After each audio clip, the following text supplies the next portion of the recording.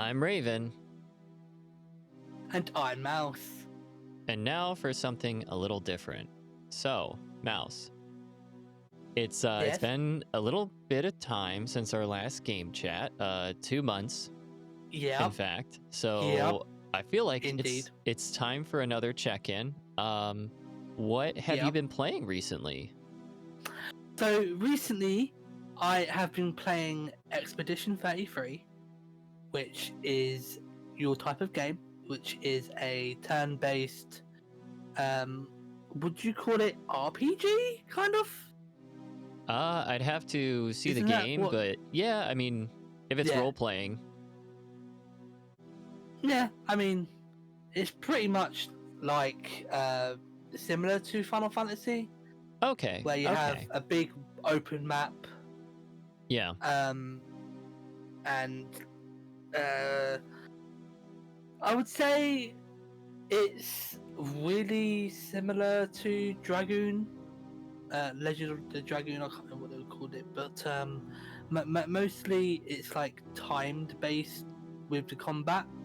okay, Right from the start, it's basically that all the way through the game, which I'm okay with. But I was playing it on the easy difficulty. That's probably my best difficulty to have it on because I'm new to them kind of games as well. yeah, Um, but mostly, I got on with it. Just mostly with the boss fights. I didn't mind the boss fights. Some of them were just one fight and done, but some of them were like where it's like you have to beat them 2 times. oh They have like yeah. 2 phases kind of thing, and I was like, oh, not again. Because sometimes I'd end up getting my character like with low health, and I ended up beating it with low health, and Yeah. I'm pretty much screwed with AP points at that Oh, point. So dang. Yeah. yeah. So I'm always having to time my parries with it as well. Gotcha. You have parries, jump parries. Yeah.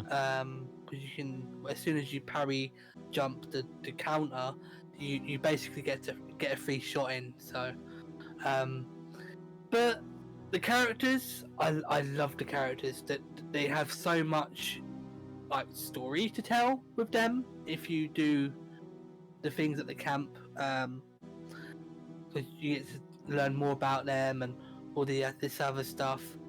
But all in all, the game I think plays perfectly, and I had no really problems with it. Yeah. But yeah, that's my main.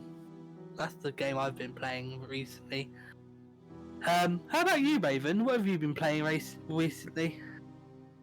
So I just finished Trails of Cold Steel 2 and started Trails of Cold Steel yes. 3. So, Okay. pretty fun. I gotta say that with each new game in the series, they really do make some awesome updates to the overall combat experience, which is really good. They also flesh out the characters a lot more. Love it. I think I'm still like Reen, the main protagonist, is kind of boring compared to everyone else because he's just kind of too good to be true for the whole game. Yeah. And that doesn't really change. And you learn some things about him. You get some of his backstory, but like he's still this relatively uncomplicated person compared to all of the other really interesting characters that he's surrounded by. But one of the things I love the second game and kind of onward is like even the villains, the main antagonists, are so likable, except for one. I'm not gonna name names because I don't want to spoil anything, but like most of the villains, you look at them, you're like, damn, like I like you too, though. Like I'm kind of rooting for you as well, which complicates things a little bit. But there are some very good reasons why we feel that way. And I felt like that was an interesting kind of setup where it's not like they're just truly evil. they're trying to destroy the planet or whatever, and we got to stop them. It's like, well, no. They have some pretty valid reasons for feeling how they feel. And yeah. so that's pretty cool. As you get into the third game, Reen kind of switches from student to instructor, which changes the dynamic and is kind of interesting.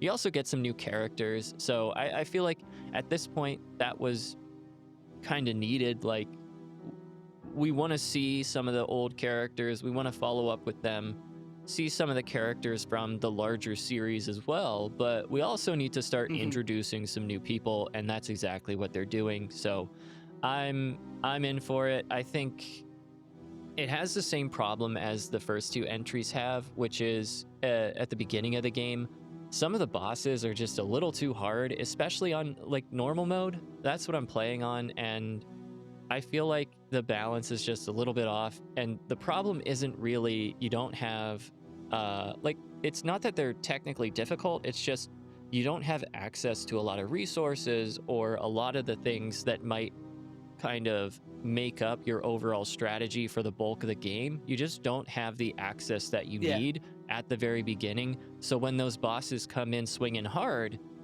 it's a lot harder to kind of mitigate that right out of the gate because you just don't have access to a whole lot.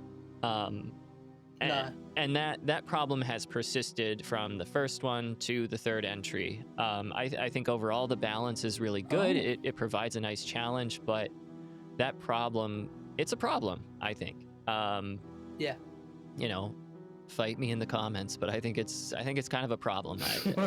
Just looking at like some of the forums on like GameFAQs or Reddit being like, am I just bad at this game, or like, is this boss particularly hard? Like the giant gorilla monster thing in the Naturia Park in the first game. Like there's pretty much an example, all three games, of no, this boss just swings hard, and what can you do about it at the beginning of the game with not much, not much to kind of mitigate that. So, yeah, I hope moving forward they fix that, because I got a little frustrated. But other than that, love the game, love the series. Happy to be done with the second and on to the third. What about another game from you? Oh, okay. So, the second game I have been playing recently is Assassin's Creed 2, which is has my favorite protagonist and antagonist of the games, of these games. So, in the second game, you play as someone called Ezio Auditore, which is he takes revenge for his family that die. I won't say how, because it's pretty dark how they go. Luckily, he still has his sister and mum. Just his father was an assassin before him, so he told him to go to, the secret stash, I may say, where the robes are at. So, mostly you go around killing the people that were behind his family's murder, and that pretty much takes off from there.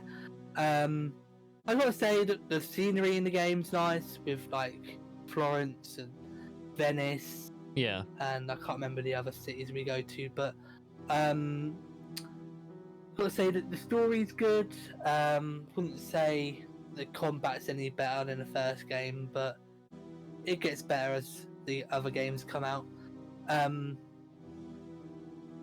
There is collectibles in the game. There's like feathers, codec pages. Nice. You can also do tombs, which is for like extra armor, like better armor.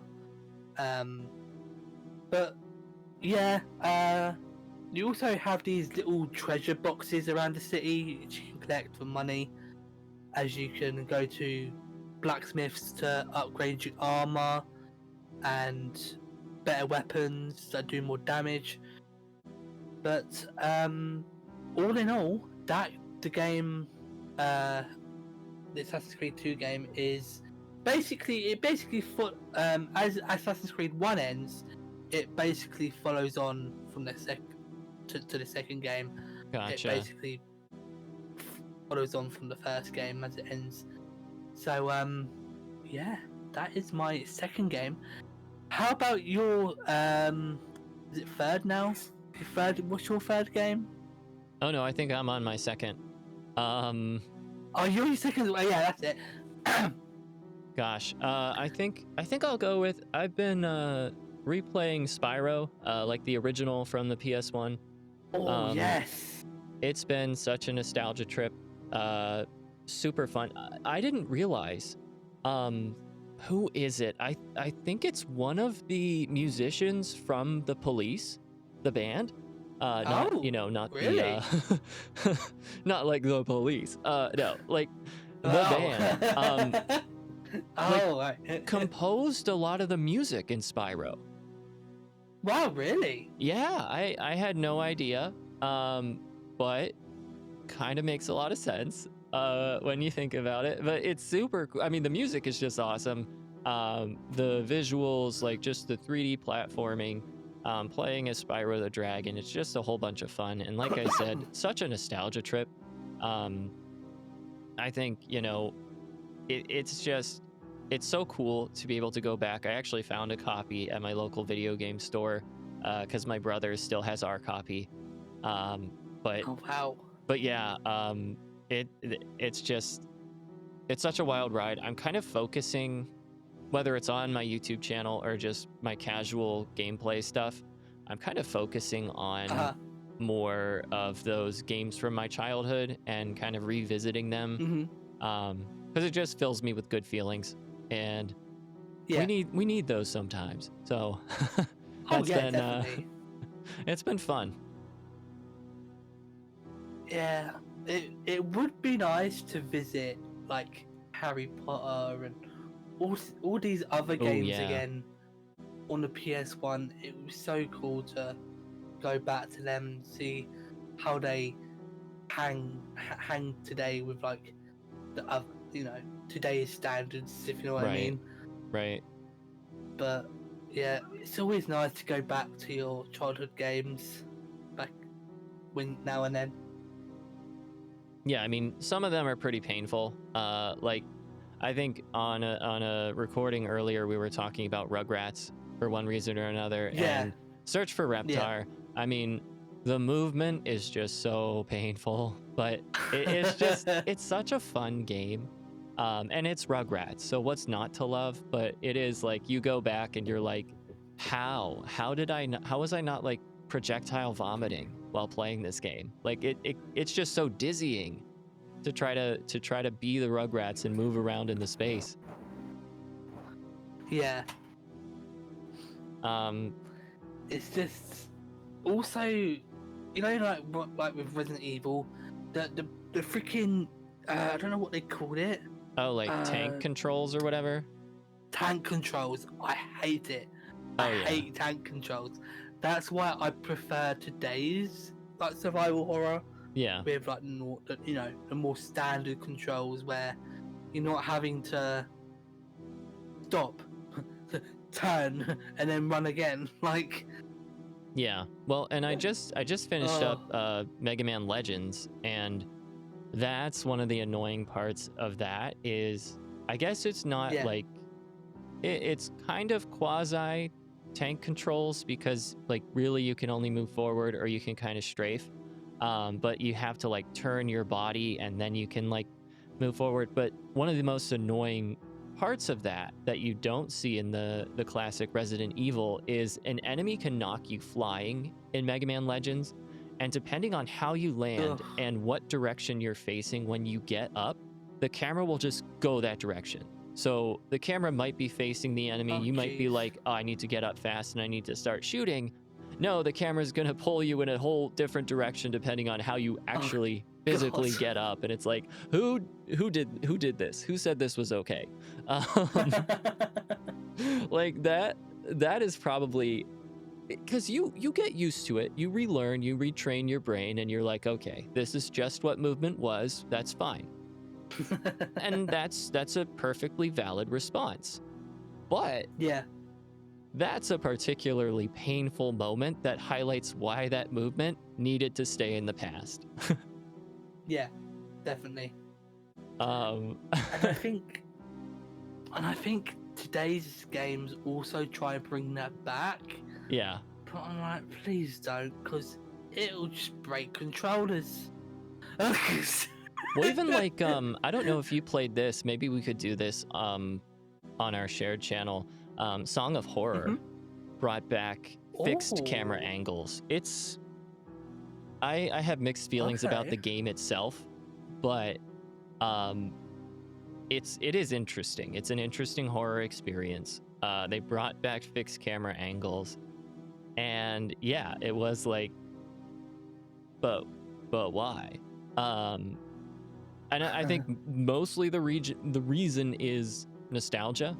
I think too the Yeah. limited camera angles add some horror because it's like there's just stuff you can't see that could be lurking, and because of the angle of the shot, you have to either trust or give in to the fear of what might be kind of lurking just out of view. So I Yeah. get why they're effective and why it was such an established thing in the genre, but it is like, why now? But yeah, Um, wow. pretty cool tangent, but do you have a third game you want to bring up? Oh yes. So the third game I've also been playing is Spider-Man 2 for the PS2. Not a lot to say about this one, but it's very the combat is very up there with, like, I'd say, like, I don't know. I don't think a lot of games followed on from this. I don't think. Yeah. But like it's very ragdolly. Like Oh, I think that was the first time they used the ragdoll physics. Can't quite interesting. remember which one it might have been, but mainly I think the dodge mechanic in it is also terrible because you can't really time it properly, and you just get hit, launched across the map if you don't anyway. So, Oh my gosh. yeah. Jeez. I think Spider-Man 2 was also the first ever game to allow you to walk on the street, because the first game was where you could, if you fell on, like, down from like a building and you just kept falling, you'd fail and you'd die straight away. So Oh wow. Wait, it's, so yeah, so the entire first game took place on rooftops and like inside? yes. Wow. Yeah, so basically it followed on, because the PS1 Spider-Man games Yeah. had that exact same thing. If you fell into like into the fog in the first game on the PS1, you die. But with Spider-Man PS1, you was allowed to walk on the streets and all this other stuff. Yeah. But they followed it on with Spider-Man 1 on the PS2, which obviously Tobey Maguire, you can't beat that. Yeah. Spider-Man 2 isn't my favourite now, because we're in today's day and age where, you know, better Spider-Man games have come out, and yeah, I'm still playing it, so I might have a change of heart with it, but Yeah. yeah, that's my gripe with that, I guess. But that's Spider-Man 2 for you. Wow. I might just have to try it for myself to see to feel your pain along with you. Yeah, yeah. I've been Mouse, And I've been Raven. and this has been RavenMouseHour Game Talk. If you guys enjoyed this and you want to see more, just hit that like button, subscribe if you're new, and don't forget to subscribe to our channels in the description below. And we will see you guys in the next one. Peace. Bye!